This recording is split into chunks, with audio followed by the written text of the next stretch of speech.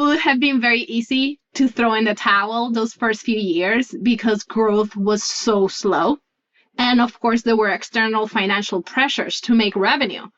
Aside from that, the other biggest challenge was really my mindset.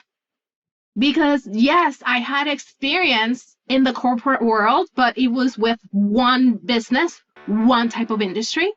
Suddenly, I had to learn all of these other industries.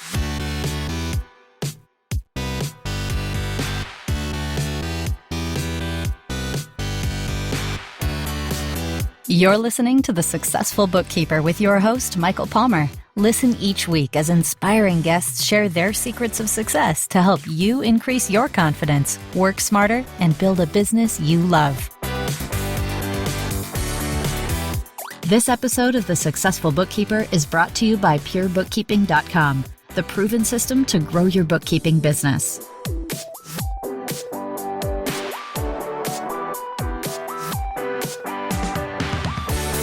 Hello, how are you? It's Michael Palmer here, and you are in for an inspiring treat. We have a special two-part series involving a great bookkeeping success story. Her name is Jessica Fox, and in part one, she'll share her early bookkeeping business obstacles and how she overcame them, including her limiting beliefs to achieve success, plus much more. Let's go to this interview right now.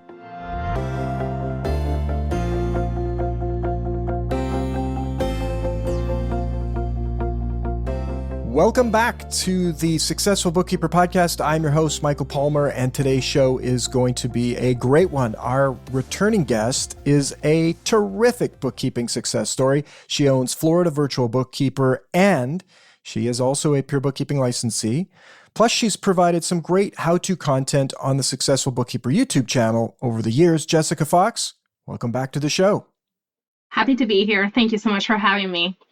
It's great to have you. And, we were just chatting before the show. It's been a while since you've been on the show solo, a couple of years. You've been on several panels over the year when we do the year in review, which is always a lot of fun. So I'd love for you to share a little bit about your career journey leading up to this point. So viewers who may not have met you before or listened to one of your episodes know a little bit about you. Sure. Happy to share. So when I was younger, I did not think that accounting was going to be the industry for me, but I should have gotten a hint by the fact that I used to have lots of fun doing my parents' taxes at age 12. And I did it just for fun. They will get this thick booklet in the mail, and I would just fill it like a workbook. And I still had an accountant. And after a couple of years, they realized the numbers match. So they didn't need to pay an outside accountant to do their returns. I still went to college for something completely unrelated. And while I was at college, I got a temp job doing administrative work for a nonprofit organization that happened to be at the same time undergoing a financial audit. So here I am, I'm supposed to be answering phones and filing documents, and I am overhearing the auditor getting very frustrated with the bookkeeper because it's like they were talking different languages and they didn't understand each other. But to me, it was making sense, even though I was new, I didn't have any experience with that. So as an introvert, it took some courage to say, excuse me, do you think that maybe I could help with this? And once they realized that I had an affinity, and the auditor loved me, they essentially reassigned me to that audit. I helped the organization pass the audit with flying colors, and the accounting firm that did the audit was so impressed, they offered to mentor me. So I thought, sure, why not? And I did get offered a permanent position in this nonprofit organization. I did end up going from the administrative assistant to the chief financial officer. And I just never thought that I would enjoy accounting as much as I did. Fast forward a few years, I left the corporate world. I moved to a different part of town. I tried to do something different. I had a different type of business. And while it was fun, it didn't bring me as much joy. So when I had my first son, I realized that I did not want to go back to full-time work. I was well paid, I was in a managerial position, but I just did not want to leave him. So at that point, I made the hard choice to stay home, which financially was going to be a big adjustment for our family. So I needed to figure out what could I do from home without leaving my son that could help support our family. So I was able to default back to the previous bookkeeping skills that I had. Now, this was in the very early ages of cloud accounting, where QBO was in its infancy and people were still very heavily paper reliant. So it was slow, it was painful, but it was worth sticking it out. And today, I look back and I am just amazed at what an amazing growth-filled journey it's been.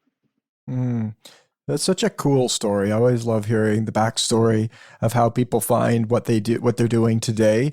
And you're one of the fortunate ones that have kind of been able to migrate back to the things that you find passionate and inspiring, right? There's many people on the planet that would not find bookkeeping or accounting inspiring or even care about learning it. But that's so interesting at such a young age, just having a capacity for it and an interest and desire to do the work, which is always refreshing to hear.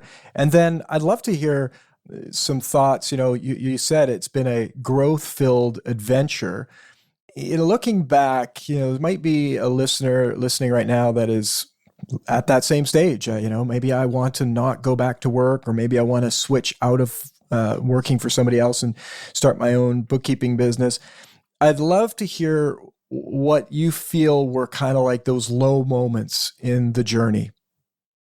Yes. Oh, man. I can come up with so many low moments, but the first ones early on in the journey was a combination of feeling discouraged because I thought I'll just hang a shingle and they will come. And that's obviously not how it worked out. So I could have... Banging on your door. Hey, Yes, exactly. I just thought I'll announce to the world I am doing bookkeeping and people will say, come do my bookkeeping. And that's not how it worked in reality. So it would have been very easy to throw in the towel those first few years because growth was so slow. And of course, there were external financial pressures to make revenue. Aside from that, the other biggest challenge was really my mindset. Because yes, I had experience in the corporate world, but it was with one business, one type of industry. Suddenly, I had to learn all of these other industries and what changes have occurred in the software, being able to translate this into a remote mode of working, and my mindset in terms of imposter syndrome. That was a really big issue when I started because yes, I had some experience, but I had these thoughts of why would people want to hire me? I am no more special than any other bookkeeper down the street. So I made all of these mistakes at first where I was trying to compete on price and offer price matching. Spoiler alert, anybody listening, thinking with that idea, don't do it. Save yourself the hassle.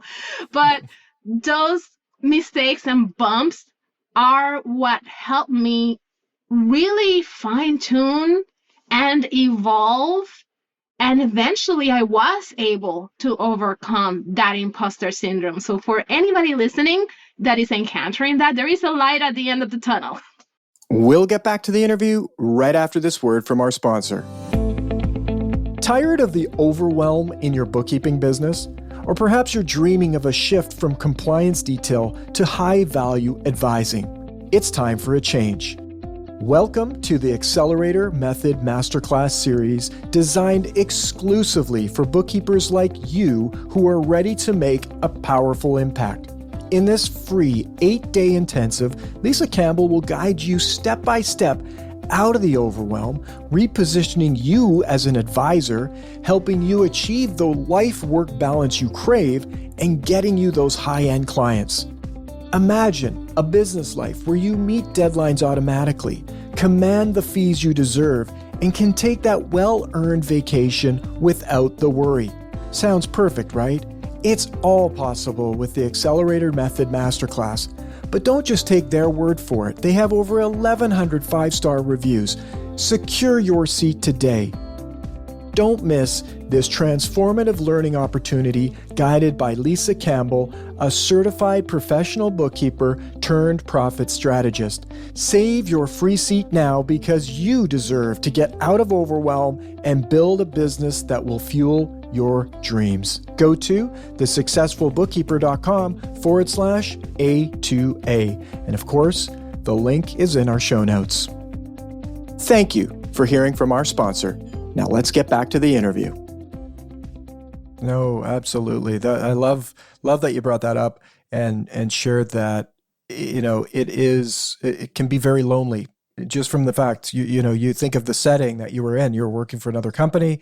There's people around. You can ask questions. You have a support network just by walking in the door at some companies. Now, some companies walking in there is maybe not, it doesn't feel like a support network, but for the most part, if you work in a good organization, it's a great way to learn, to ask questions, to feel supported, to belong. Now, all of a sudden, you got four walls, a door, maybe a window, computer, and that's it.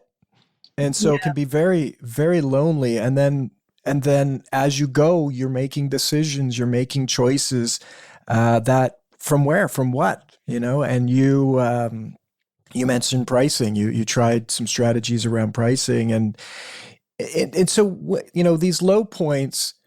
What were the things that gave you the breakthroughs that enabled you to get through it and carry on in your business? My breakthrough was finding community, because when I started, I felt very alone. I was in this virtual island, and this was back in 2010, 2012. So there were not as many Facebook groups. And those that existed, I must have been using the wrong keywords for searching, because I didn't find any for the first few years. So I was just winging it. I did not know what best practices were. I was just doing trial and error. Okay, client presents me with something I haven't encountered before. I'm going to just make something up on the fly, see if it works. And if it doesn't, I'll tweak it and try again next time. But once I found that I was not the only person in this journey, that there are thousands of others that are doing the same, having access to a brain trust is very valuable, but also being able to bounce in the ideas, stop reinventing the wheel, because man, I felt like I needed to create everything from scratch. And there were already all these resources out there that were available for me to use. So that was a very instrumental leap. And then the biggest one became once I not only encountered pure bookkeeping, but actually took the leap and joined, because I learned about it 1 year, but that's not the year I joined. You're like many others. Many have heard about pure bookkeeping and wait, and it's like anything else. You hear something, is this going to work? Is this the right thing for me? Maybe it doesn't feel like the right time, but you did decide to join Pure Bookkeeping and find the community. Tell us a little bit about that journey and what happened between the year that you saw it. I'd love to hear your thinking, and then what made you finally decide, hey, this is something I'm going to do. Yes. So when I first heard about pure bookkeeping, it was around 2017. At that time, my business was still so small that psychologically it felt like a side hustle. So even though I didn't go back to the workplace full time, I did get a very small part-time job that was very flexible. I was able to bring my, by then, 2 children to the office with me. So, but it was not my full-time focus. And because it was so tiny, I had this still limiting belief. When I first encountered pure bookkeeping, my thought was, that's nice. I am too small for that. Because at the time, it would have been a very large investment. And I just didn't see the value because I didn't understand what was included. Yes, I had read the website, but I hadn't talked to other licensees. I hadn't met them yet to realize the website did not accurately convey what a big ecosystem of resources and support I was getting. So fast forward a year later, my business had grown a little bit more. It was still considered in my mind a side hustle, but it was growing enough that I was planning and starting to toy with the idea of resigning from that part-time job. It was so part-time that by itself, it wouldn't have paid the bills. It was just this psychological crutch, something that I felt was steady, where if my business failed, I had something that I could count on. So at the same time that I was beginning to feel ready to resign that job and remove that safety net, I encountered pure bookkeeping again. I got to watch one of the webinars, and to be quite honest, it was an impulse buy.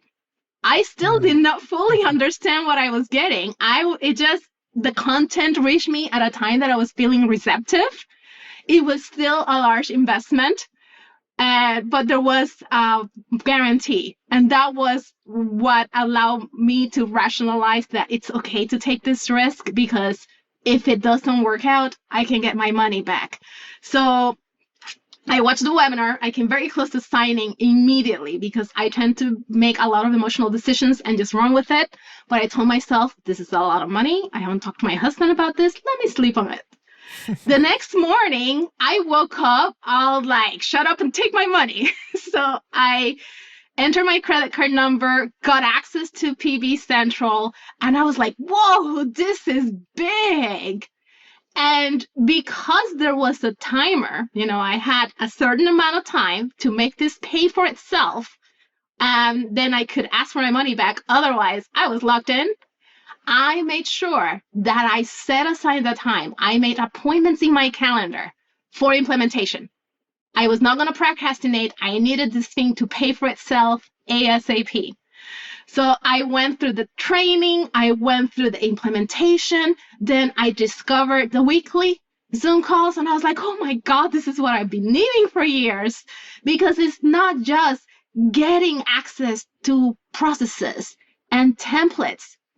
I need community to be able to bounce ideas for, to be inspired by, and I find it's also very rewarding to pay it forward. Helping somebody else charges my battery. I ride this high the rest of the day because I help make somebody else's journey better. So long story short, it did pay for itself. I did not ask for a refund, and I am still a very proud licensee. Oh, and we're grateful to have you for the journey.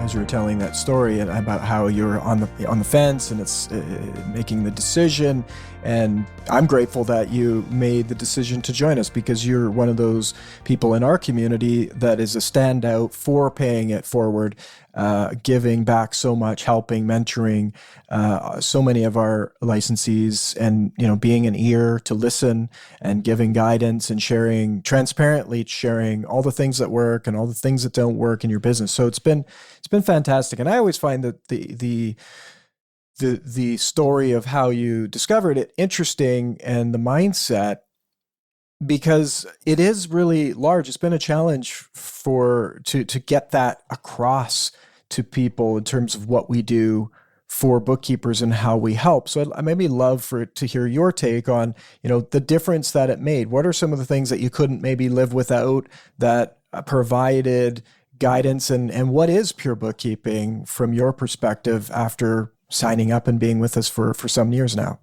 Yeah, so when I first joined Pure Bookkeeping, I had been in this journey for about a year and a half of reinventing the wheel, creating all processes that I needed from scratch, from A to Z, anything that you can imagine about the business, but also in terms of doing the bookkeeping work.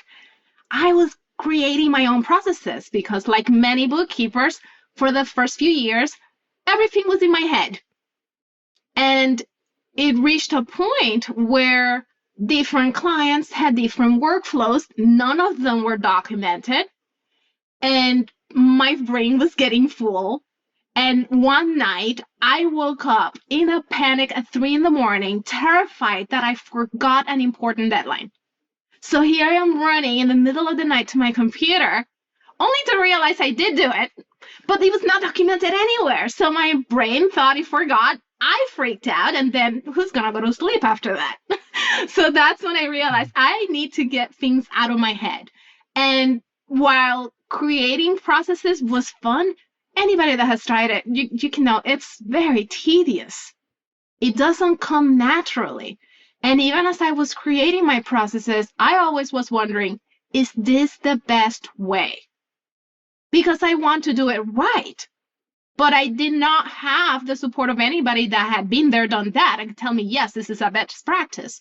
So when I encountered pure bookkeeping, that was the big selling point for me, because these are best practices that have been tested in the field by hundreds of bookkeepers out there. So I don't need to second guess it. I don't need to reinvent it and create it from scratch. I can just take it and implement it.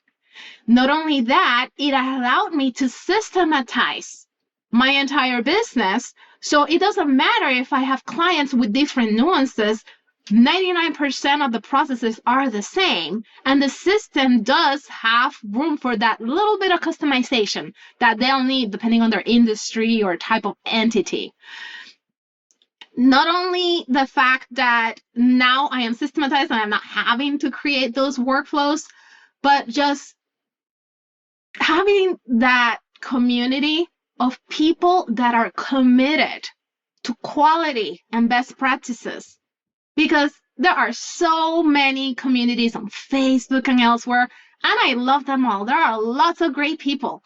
But let's face it, not everybody has that same commitment. And when you ask the question, you'll get some answers where I sometimes think, why are they answering? They really don't know. But I know that from pure bookkeeping, the answer is right. And that if I am asking a fellow licensee, we are of the same mindset in terms of our commitment to quality work and client satisfaction. And I thought at first when I joined that I was just getting some manuals and some templates. But being able to be part of this community has been so incredibly rewarding. There's so many other supportive resources available for marketing, for hiring, for just internal process management. There's how many weekly meetings are we up to now? 3, 4? There's no shortage of support that I cannot find anywhere else. Yes, there are other communities that have get-togethers, but the vibe is different. I love hearing the story, and I would say, it's probably just come to me now, but I would say that the community, because it's something, it takes work. The people who join Pure Bookkeeping are committed. We ask that question of since we started, every single bookkeeping business owner coming in, how committed are you to your vision? So we ask, what is it that you're trying to build, and how committed to building that are you out of 10? And the ones that succeed, the ones that continue on, are the ones that score the 8, 9s, and 10s. Now I'll say you would think the answer should have been 10, but there's always something, and usually the 8 or the 9 is exactly where you were when you were thinking about it. It's your mindset. It's like, I'm a 10 out of 10 committed, but I don't believe it's possible for me to be successful. And that's why I call myself not 10 out of 10 committed. It's like, I have it's gap. It's so interesting. I mean, in North America, this is our 10th year being in business in North America. Pure Bookkeeping was started in 2010 in Australia. We brought it to North America in 2013. So this fall will be the anniversary of it.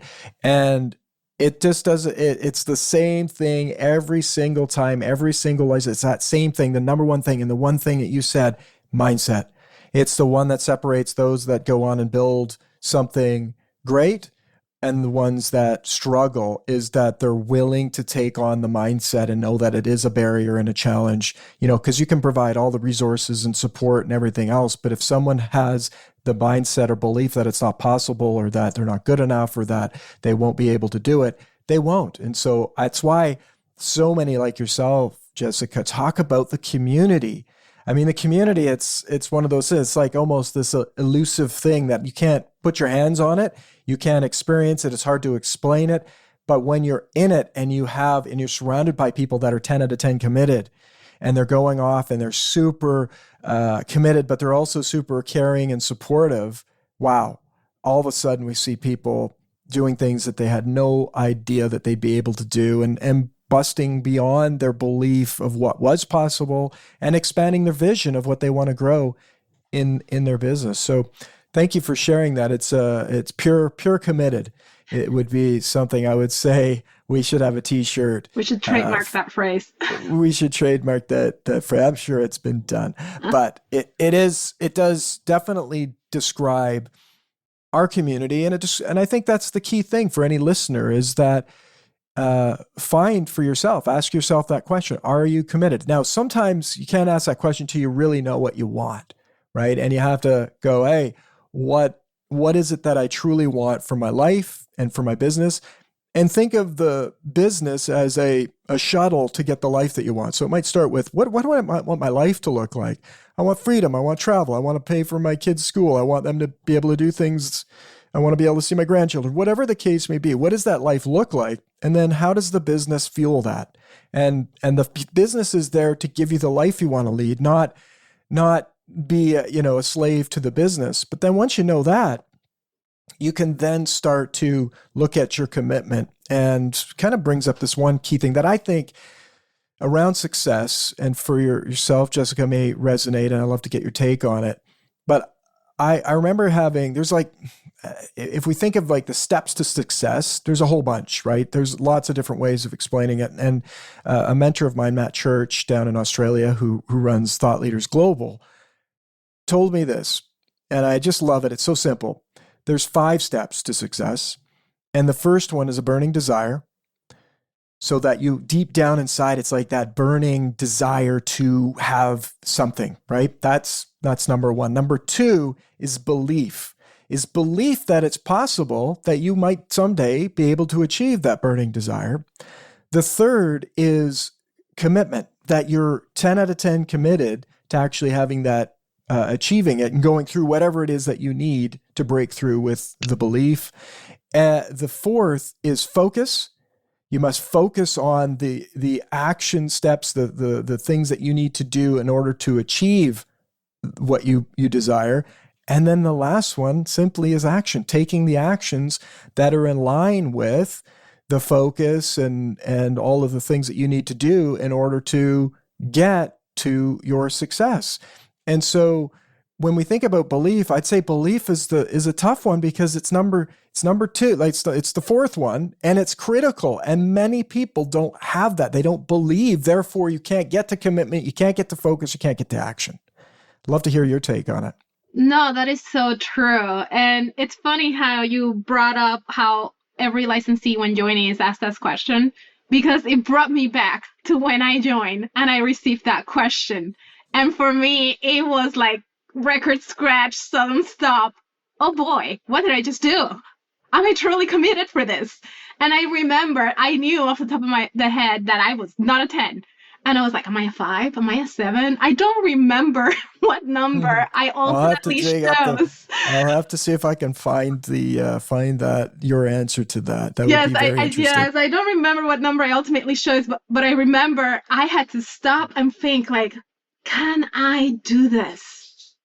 And, there's that little niggling, little devil on the shoulder, whispering insecurities. And then I had to be like, no, I made it this far. I want to build a lifestyle business. I do not want to go back to the corporate world and miss my children growing up.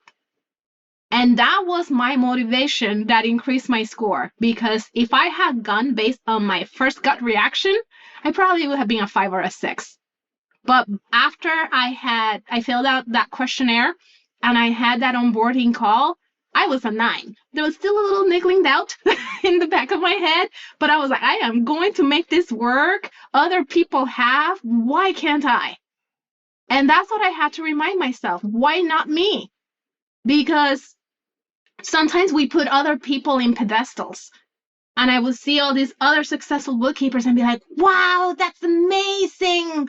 And think that that could never be me. And I had to reprogram and tell myself, yes, I could achieve that if I stay focused long enough. And that's why one of those steps is so critical, because I had never factored in focus as something that I needed to pay attention when working towards my goals. But now when I look back to where I was when I joined Pure Bookkeeping, it was a part-time hustle. I still had a part-time job. When Jeff had asked me what was my revenue goal for that year, I remember giving such a small number that he asked me to move out of my comfort zone and aim higher. And I am higher at a scary number. And I met that goal. Now I joined Pure in July. That meant I had less than 6 months. And I still managed to hit that goal by December because somebody else told me, why not?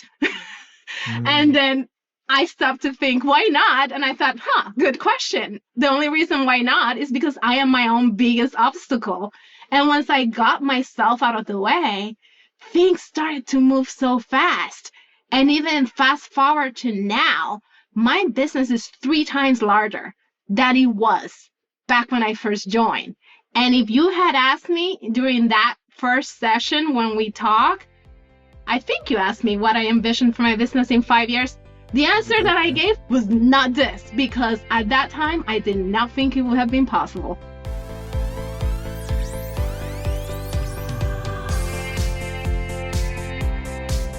We're gonna have to dig up those stats, and that so delightful, so proud of you, so excited for you, your family, that you've done the work to create that. And I know we have the program, we still have the program, same program, 7 Secrets of Growing Your Bookkeeping Business, where you actually look at, well, what are the 7 secrets? I mean, they're not that secret is the secret, but they're secrets inside those steps and those secrets too that many people don't actually know or don't believe or maybe haven't heard in the sequence that they need to hear in order to put together a business that grows 3 times the size beyond your even wildest dreams. But inside that course is also a deep dive into what do you want for your life? What do you want for your business? What does it look like in a year from now? What does it look like in 5 years from now? What are the strengths, the weaknesses, the opportunities that you have, maybe some things that are not so good, what we'd call threats to your business?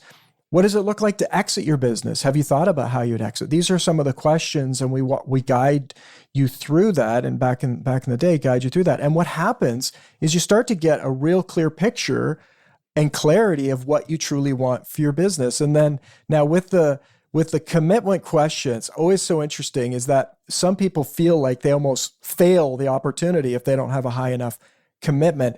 And what they're committed to, if what you have today is a business that is not great, is not desirable, is not something you want, which many do. It's like time sucking, clients that don't value them, being underpaid. I mean, that's probably the norm.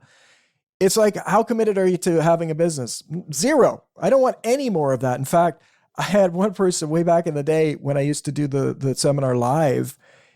She said, I don't want to grow my business. I hate my business. It's like, right, but you want to grow. We don't want you to grow a business you hate.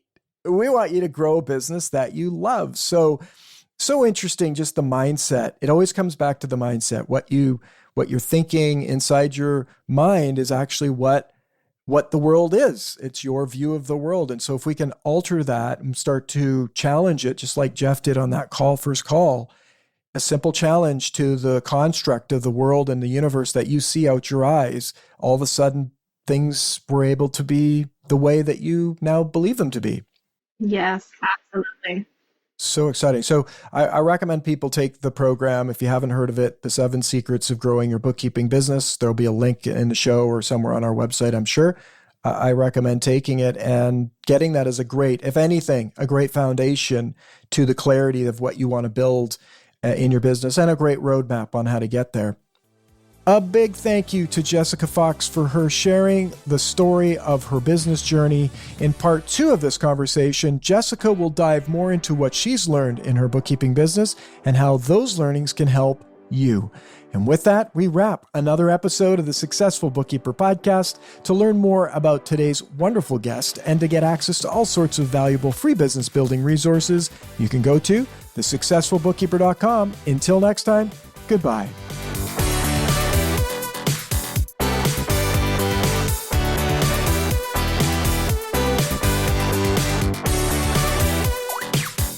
You've been listening to The Successful Bookkeeper with Michael Palmer. For more information and to download the resources mentioned in this episode, please visit us at thesuccessfulbookkeeper.com. Thank you for listening.